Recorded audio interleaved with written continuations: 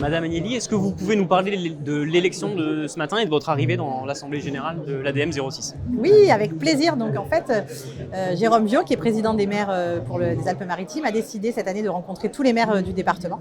Et donc on a échangé et on a parlé des problématiques qui pouvaient être communes entre justement Isola et des communes du littoral.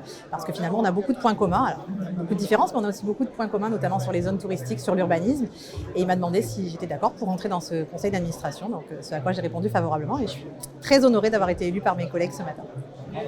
Est-ce que vous pouvez nous parler d'un projet qui vous tient à cœur pour la ville d'Isola?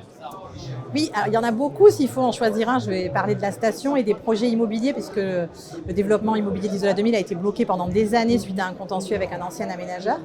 Et quand nous avons été élus, on a eu la chance de gagner en Conseil d'État et donc de récupérer 66 000 m² de droits à bâtir. On a vendu déjà une première parcelle. Là, il y a une deuxième parcelle qui a été mise à la vente. Et vraiment, nous, notre objectif, c'était de sécuriser les lits marchands, c'est-à-dire de faire en sorte que ces résidences, ces hôtels qui vont se construire ne puissent pas être revendus à la découpe, comme c'était le cas jusqu'à maintenant, au bout de 9 ans. Donc on a sorti chaque appel d'offres, chaque cahier des charges d'une convention loi montagne de 30 ou 40 ans en fonction des projets, qui fait que pendant 40 ans, les exploitants sont obligés d'exploiter l'hôtel ou la résidence de tourisme. Et au bout de ces 40 ans, ils sont obligés de vendre en bloc le projet, donc ça assure encore une pérennité des lits marchands et c'est vraiment ce qui faisait défaut sur la station.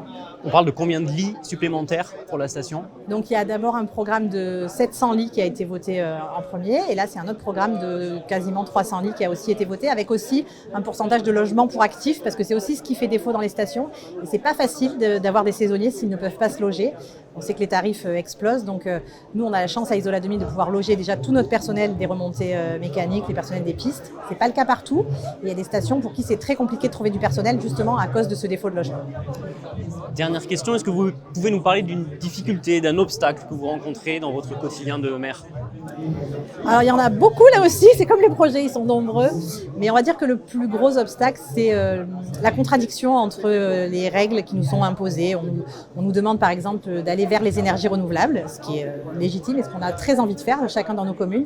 Et pour autant, quand on veut développer une nouvelle microcentrale hydroélectrique par exemple, il y a tellement de normes, tellement de contraintes qu'il faut passer que c'est compliqué pour des petites communes d'y arriver. Moi, j'ai la chance d'avoir des services qui sont compétents, mais des communes qui ont de petits services et c'est très très compliqué pour elles de pallier la loi sur l'eau, la DDTM, et à chaque fois de relever toutes les contraintes. Voilà, c'est très compliqué. L'urbanisme, c'est pareil quand on superpose le plan local d'urbanisme, les plans de prévention, enfin les PPR, inondations, avalanches, mouvements de terrain, on se dit qu'est-ce qu'on va pouvoir finir encore par développer dans nos communes. Ça, c'est compliqué.